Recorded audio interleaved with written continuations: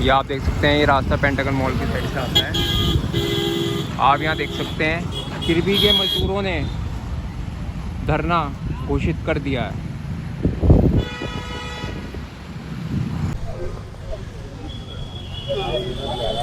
और ये क्यों धरना चल रहा है? मेरा नाम संदीप कुमार है। हमने एक कुंभ में एक भंडारा किया था। भंडारा करने के बाद कंपनी बौखला गई बहुत ज्यादा। उन्होंने सोचा ये इकट्ठे हो गए एक साथ में।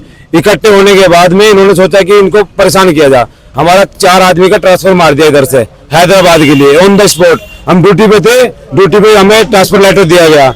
हम ड्यूटी पे होते होते भी हमने ट्रांसफर लेटर लेके हम सर्व विभाग पहुंच गए। वहां पे हमारी बात रखी गई कि हमारी 2 तारीख पे ही आई नहीं, 3 तारीख को आए। हमारी पूरी पब्लिक वहां पे पहुंच गई कि पब्लिक पहुंचने के बाद इन्होंने बोला 2 दिन के लिए हाँ भरो। श्रम विभाग ने इन्होंने अपना वो बना के गुट हमें 2 सप्ताह के लिए बोल दिया। उसमें हमारे 4 साथी में से एक साथी यहीं पे रोक लिया इन्होंने। 3 साथी को हमें वहां पे हैदराबाद भेज दिया। जब हम 2 सप्ताह बाद आए 8 तारीख में, तो जिस दिन हमारा ट्रांसफर मारा था, हमारे पीछे अंदर पुलिस थी जिसके नेम प्लेट नहीं थी और हमारे बाहर में बदमाश लगाए गए थे मेरे पीछे में। जब मैं इस रोड को भागा तो मेरे पीछे बदमाश भागे बाइक लेके। मैंने उसका फोटो खींच लिया, फोटो खींच के घर पे भेज दिया अपने। उसका मोबाइल से मेरे पे फोन आया फिर कि यार कुछ ना करना, FIR नहीं मारना इसका। वहाँ ठीक है भाई, हमने FIR DM SDM के हाथ सबको दे दी। उस पर 1 महीने से ज्यादा हो गया, कोई कार्रवाई नहीं हुई। कार्रवाई हुई नहीं। उसके बाद जैसे हम ड्यूटी आए अब तो वो बदमाश हमें अंदर मिला कंपनी के अंदर। 8 तारीख में हमने ड्यूटी करी, 9 तारीख में बदमाश हमारे पास पहुंच गया। और वो बोल रहा कि तुमने FIR कैसे मारी? कार्रवाई कुछ हुई नहीं, FIR मार रहा। तो फिर वो हमने बोला यार हम तो, तुम हमारे पीछे लगे तो क्या करेंगे, हमें डर है अपना, हमारे साथ कोई हादसा होगा कोई जिम्मेदार होगा। तो कंपनी ने बोला हमको कि भाई इस पे कोई कार्रवाई नहीं होगी, कार्रवाई तुम्हारे पे होगी। और वो हमको बदमाश अंदर भी धमका रहा है।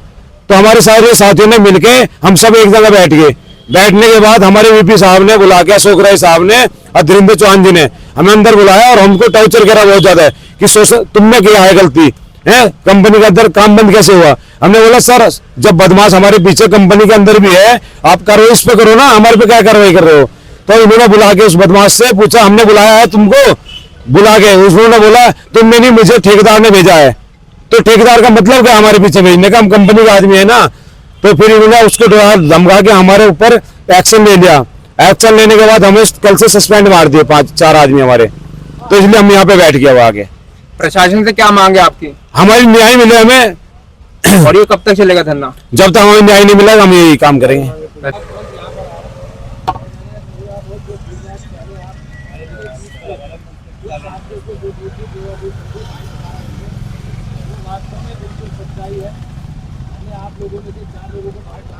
कि मुझे अभी जानकारी कुछ ही समय पहले दी गई किसी साथी के द्वारा, किरबी के वर्कर को जिस तरह से कंपनी के मालिकों द्वारा या अधिकारियों द्वारा प्रताड़ित किया जा रहा है और उनका शोषण किया जा रहा है। सबसे पहले तो उस कड़ी में उन्होंने कुछ लोगों को बाहर ट्रांसफर करने का काम किया और उस ट्रांसफर के बाद किसी भी तरह ALC के माध्यम से, ALC के सहयोग से वो लोग एक एग्रीमेंट के तहत गए भी, उसके बाद उस एग्रीमेंट के तहत वापस भी आए।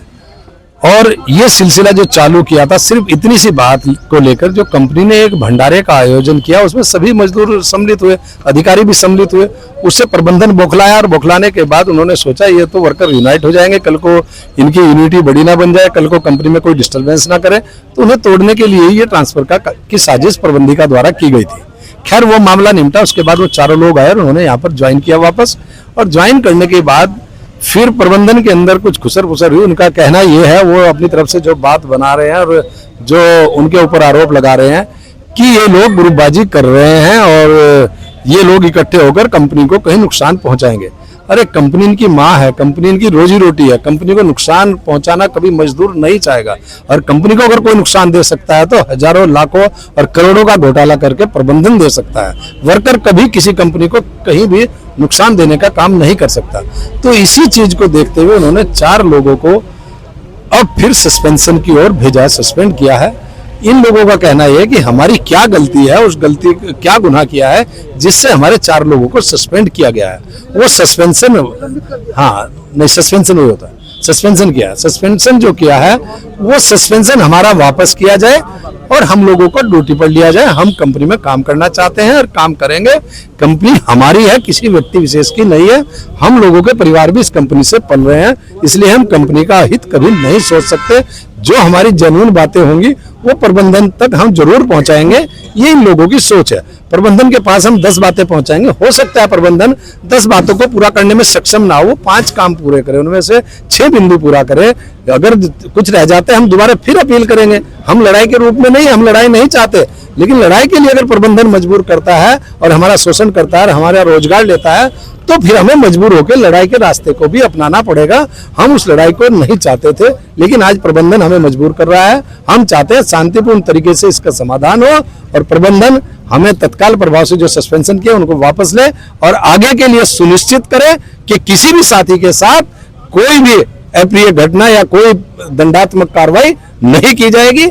इसके लिए हमें आश्वस्त करें। हम कंपनी का काम पूर्व की भांति तन और मन से पूरी तरह से करने का प्रयास करेंगे और कंपनी को ऊंचाइयों तक ले जाने का काम करेंगे। यही हम लोगों की सोच। आप किस मुद्दे के लिए आप यहाँ पे खड़े हुए हैं, अभी जो प्रदर्शन कर रहे हैं? जी, मेरा नाम नरेश कुमार है और हमें लगभग 18 साल से प्लस हो गए हैं। अभी तक हमें कंफर्म लेटर भी नहीं है। कंफर्म लेटर नहीं मिला आपको? दूसरी बात, हमारी सैलरी बहुत कम है, ना के बराबर है। इतनी सैलरी एक हेल्पर की होती है जो सैलरी हमें मिल रही है।